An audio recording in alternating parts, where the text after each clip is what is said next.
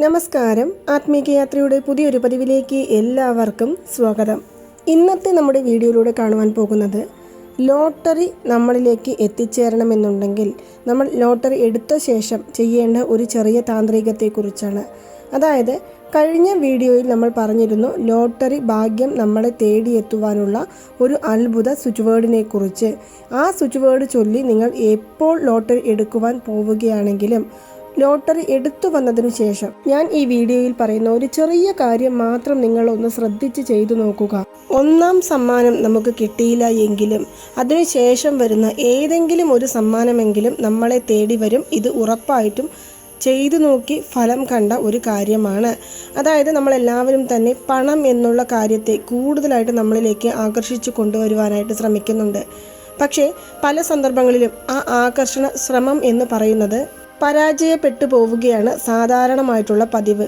കാരണം എന്തെന്നാൽ നമുക്ക് തന്നെ ഒരു ആത്മവിശ്വാസം ഇല്ലാതാക്കുന്ന ഒരു സന്ദർഭങ്ങളിലൂടെയായിരിക്കും പല ഘട്ടങ്ങളിലും നമുക്ക് കടന്നു പോകേണ്ടി വരുന്നത്.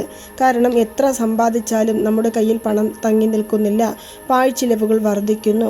അതുപോലെ തന്നെ ഒരു കടം അടയ്ക്കുവാൻ വേണ്ടി മറ്റൊരാളോട് കടമായിട്ട് വാങ്ങിക്കേണ്ടി വരുന്നു. വീണ്ടും വീണ്ടും കടം വർദ്ധിച്ചു വരികയല്ലാതെ അത് കുറയുന്ന ഒരു രീതി തന്നെ ഇല്ല.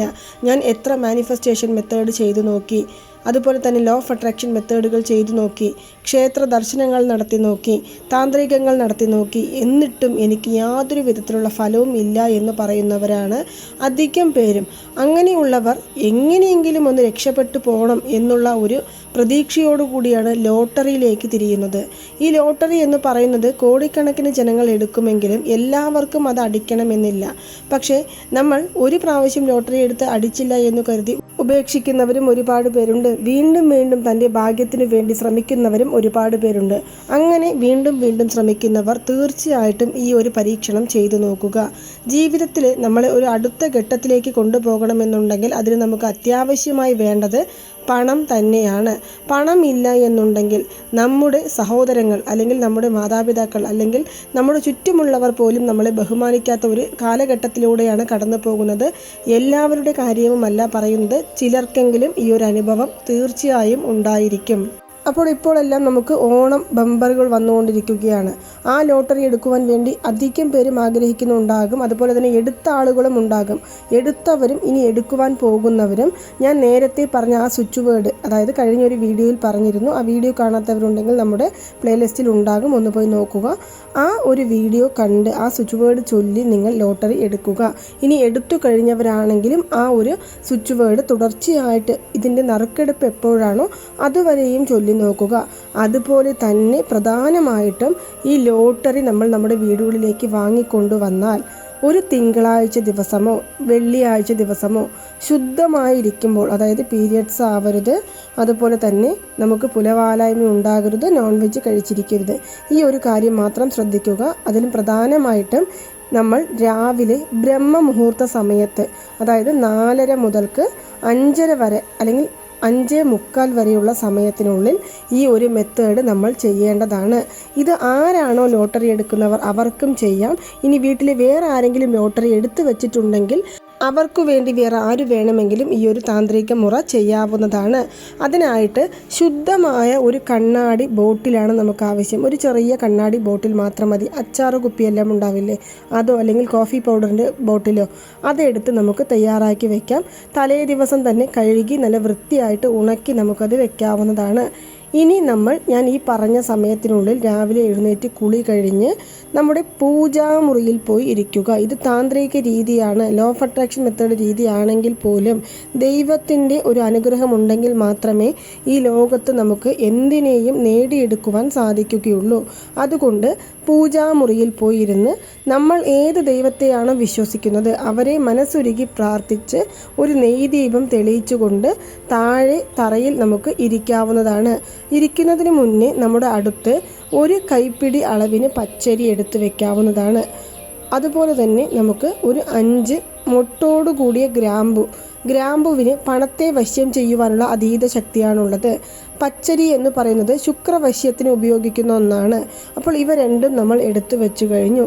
ഇനി ഇതിനോടൊപ്പം തന്നെ 5 കുരുമുളക്, അതായത് പല ദോഷങ്ങൾ മുഖാന്തരവും നമ്മുടെ ഭാഗ്യം നമ്മളിൽ നിന്ന് തട്ടിമാറി പോകാറുണ്ട്.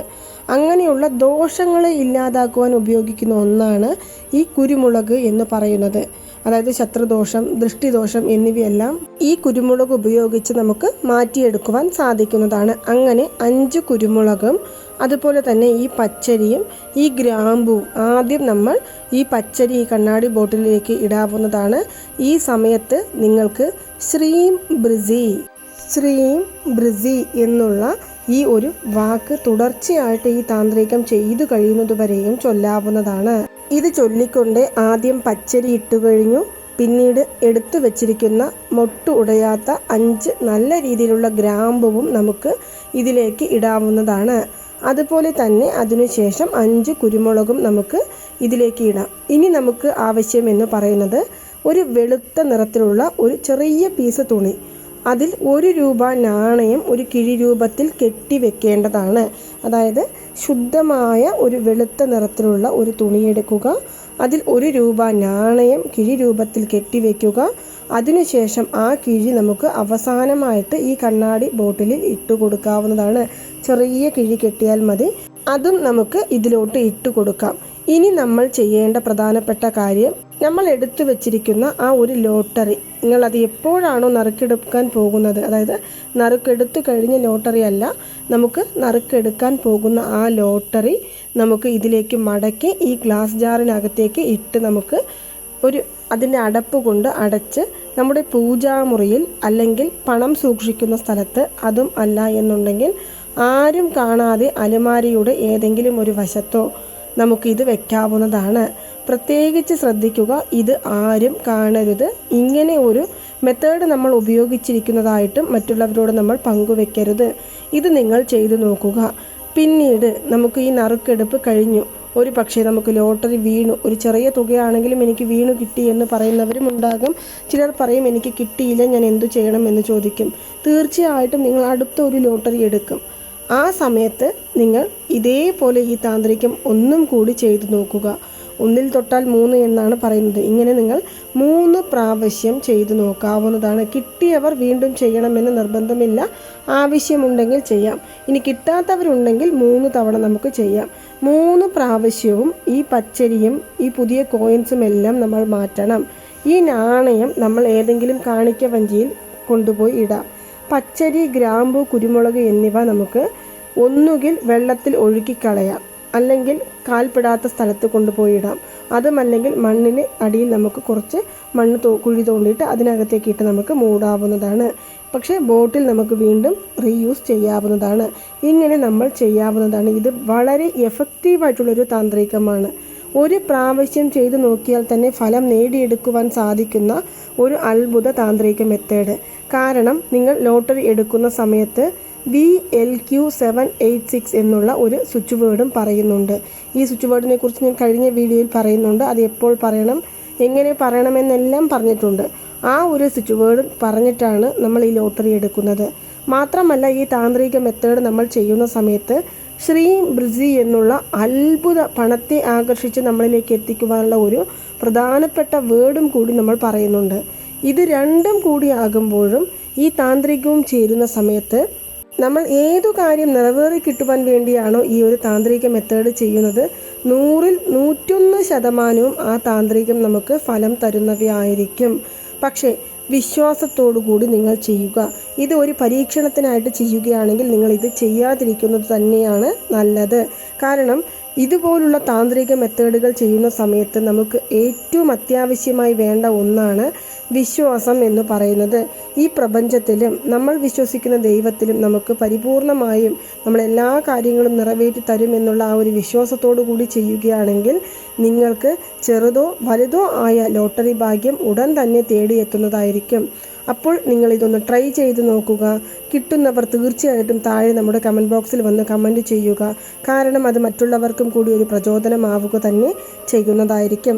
നിങ്ങൾക്കെല്ലാവർക്കും ഈ ഒരു വീഡിയോ ഇഷ്ടമായി കാണുമെന്ന് വിശ്വസിക്കുന്നു. ഇതുപോലുള്ള താന്ത്രിക മെത്തേഡുകൾ, സ്വിച്ച് വേർഡുകൾ, ലോ ഓഫ് അട്രാക്ഷൻ മെത്തേഡുകൾ, മാത്രമല്ല മാനിഫെസ്റ്റേഷൻ മെത്തേഡുകൾ, വഴിപാട് രീതികൾ, മന്ത്രജപങ്ങൾ എന്നിവയെക്കുറിച്ച് കൂടുതലായിട്ട് അറിയണമെന്നുണ്ടെങ്കിൽ നമ്മുടെ ആത്മീക യാത്ര എന്ന ഈ ചാനൽ സബ്സ്ക്രൈബ് ചെയ്യുവാനും സപ്പോർട്ട് ചെയ്യുവാനും ഷെയർ ചെയ്യുവാനും മറക്കരുത്. നന്ദി, നമസ്കാരം.